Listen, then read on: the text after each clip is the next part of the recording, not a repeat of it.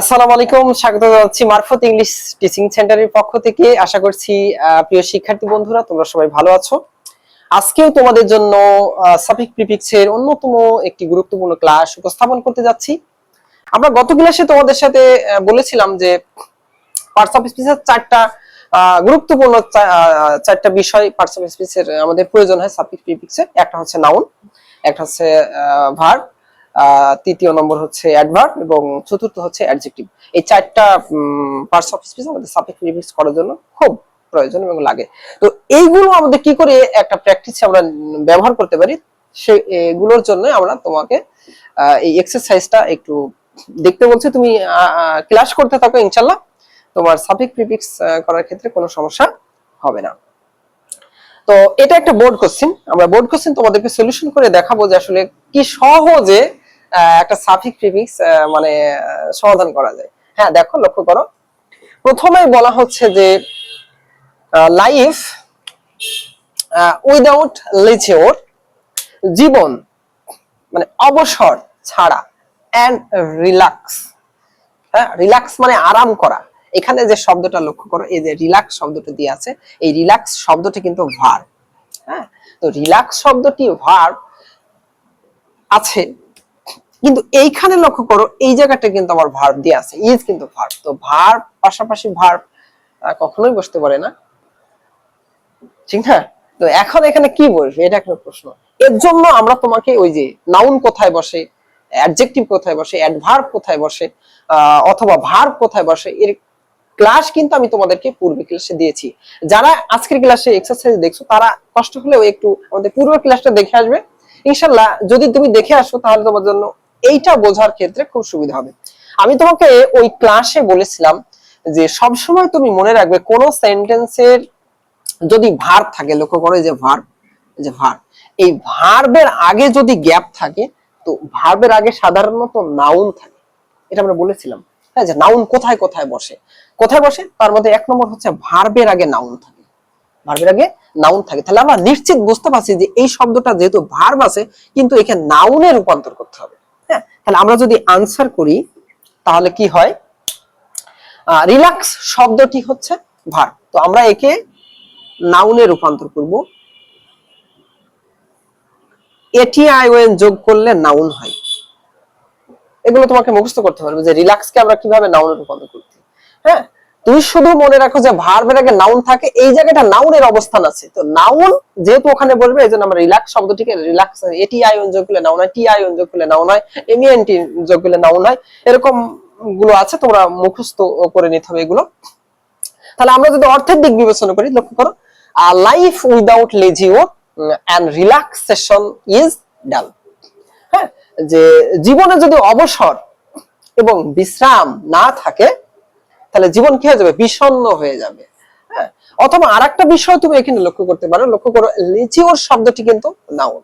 হ্যাঁ, লেজিওর শব্দটি নাউন, তো নাউন এন্ড দিয়ে জোড়া আরেকটা শব্দ, তাহলে নিশ্চিত লক্ষ্য করবে যে নাউন অথবা তারপরে এন্ড, তাহলে এটাও নিশ্চিত নাউন হবে। অথবা তুমি মনে রাখবে এখানে যদি অ্যাডজেক্টিভ থাকে, তাহলে এন্ড দিয়ে যদি শব্দ জোড়া থাকে, দেয়া থাকে, তাহলে ওই শব্দটি অ্যাডজেক্টিভ হবে। এটা একটা টেকনিক, মনে রাখো। পরবর্তীতে যাই ইনশাআল্লাহ। লক্ষ্য করো, লাইফ জীবন বিকাম চার্মলেস, একেবারে মুগ্ধহীন, মানে জীবনে কোনো প্রকার মজা থাকবে না। ইফ যদি one does not have any time, একজনের যদি সময় না থাকে, কি সময় না থাকে, টু এনজয়, উপভোগ করতে, দা বিউটি অবজেক্ট। লক্ষ্য করো এই যে অবজেক্ট শব্দটি দেখছো, অবজেক্ট শব্দটি হচ্ছে নাউন।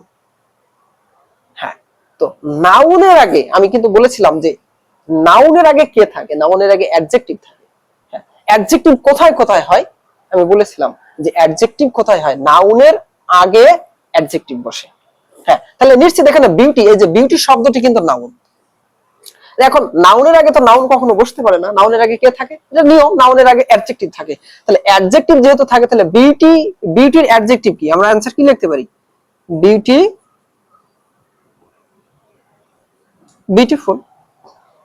সাধারণত ফুল যোগ করলে অ্যাডজেক্টিভ রূপান্তর হয়, এগুলো মুখস্থ করতে হবে আমাদের। হ্যাঁ, যে আসলে নাউন থেকে কিভাবে আমরা অ্যাডজেক্টিভ রূপান্তর করব। তুমি জাস্ট মনে রাখো যে নাউনের আগে কে থাকে, অ্যাডজেক্টিভ, তাহলে এর জায়গায় এখন এই শব্দটি নাউন আছে, কিন্তু আমরা নাউনে তো রাখতে পারবো না, একে অ্যাডজেক্টিভে রূপান্তর করতে হবে। কেন, কারণ নাউনের আগে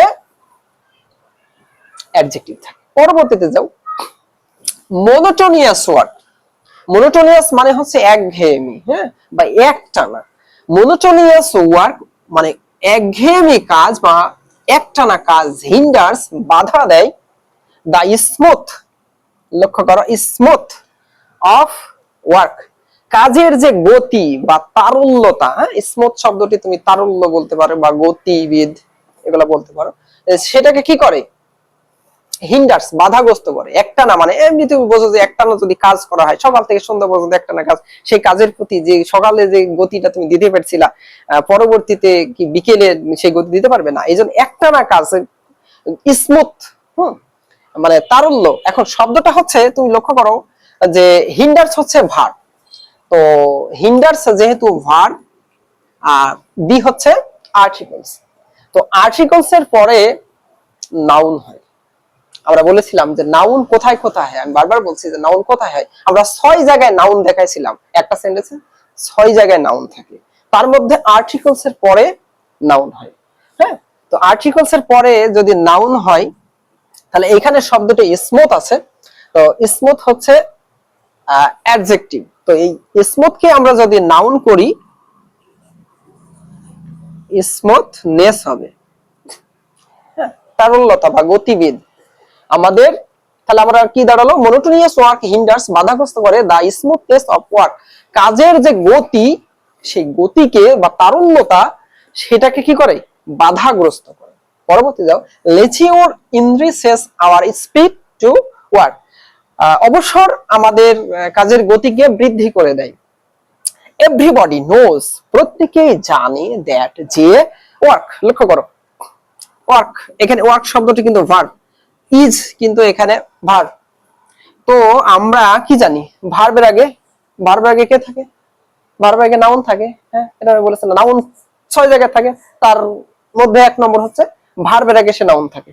তো ভার্বের আগে যদি নাউন থাকে তাহলে আমরা যদি এটা করি অ্যানসার, তাহলে কি দাঁড়ায়, ওয়ার্ক, ওয়ার্কে যদি আমি নাউনে রূপান্তর করি সেটা হয়ে যায় over work, over work. Overwork মানে কি, অতিরিক্ত কাজ। তাহলে আমাদের বাংলাটা কি আসলো লক্ষ্য করো, এভরিবডি নোজ দ্যাট, প্রত্যেকেই জানে যে ওভারওয়ার্ক অতিরিক্ত কাজ ইজ হার্মফুল, হয় ক্ষতিকর।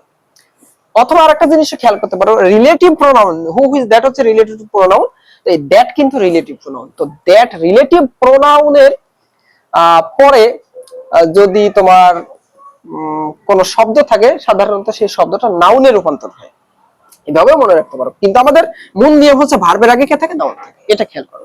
আচ্ছা, তারপরে আমরা যাই, লেচিওর ডাজ নট মিন, হ্যাঁ, অবসরের অর্থ এই নয় ড্যাশ, লক্ষ্য করো এই যে মিন শব্দটি কিন্তু ভার্ব, তো ভার্বের পরে সাধারণত ফুল স্টপের আগে যদি গ্যাপ থাকে তাহলে সেটা অবজেক্ট হয়, তো অবজেক্ট সাধারণত কি হয়, নাউন হয়। হ্যাঁ, আমরা বলেছিলাম সেন্টেন্সের শেষে যদি ভার্বের পরে নাউন হয়, নাউন 6 জায়গায় হয়, তার মধ্যে এটা একদম। যে নাউন তোমার আইডল শব্দটি আছে হচ্ছে কিতে, আইডল মানে অলস, হ্যাঁ, তো অলস হচ্ছে অ্যাডজেক্টিভ, তো অ্যাডজেক্টিভ তো আমরা রাখতে পারবো না, একে নাউন করব। তো আমরা যদি একে নাউন করি তাহলে আমাদের ই নম্বর অ্যানসার কি হবে, আইডল নেস,